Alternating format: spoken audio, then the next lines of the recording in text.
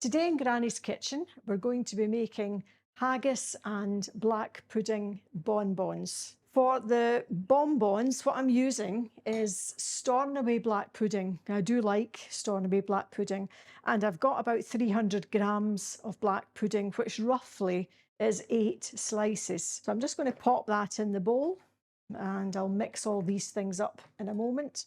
Now you can use any haggis whatsoever, but obviously the premium haggis from Grant's, it's actually quite low in fat, would you believe? So it's roughly in the tin about 390 grams, I think.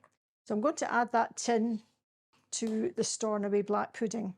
Now this makes quite an unusual starter. I've seen it quite often served in hotels. Just served with a piece of lettuce, tomato, cucumber, etc. Now the easiest way to do this is to mash it up with your hands. You can do it with a potato masher if you wish. Make sure it's been out the fridge for at least half an hour beforehand, and it just makes it easier to work with. Now once I mash all these together, I'm going to make a beer batter, and then they get deep fried for about 5 minutes or so. You can also coat them in egg and fish dressing, you know, the breadcrumbs, the red breadcrumbs.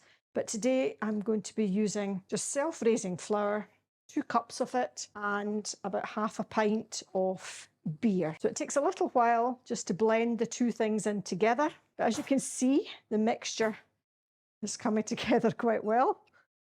Okay, when it looks fairly uniform, it means you've got your mixture ready. That gives you quite a nice starter size.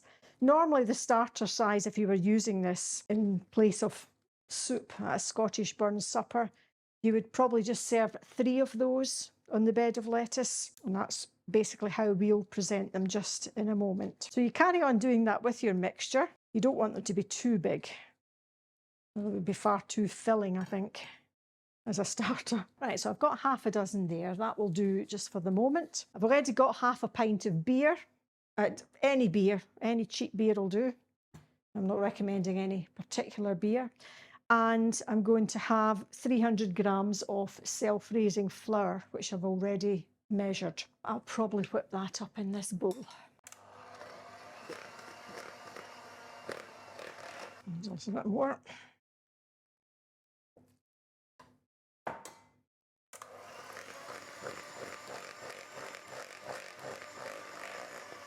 Now, it's actually quite a sticky mixture, this, because I don't want it to be too soft. And what I'm going to do is just coat that very, very lightly in the batter, and then just drop them into my fryer, which is ready at 170 degrees for about 5 minutes or so until they're a nice golden brown. After 5 minutes, just take them out of the fryer, and then you can just carefully put them on a plate.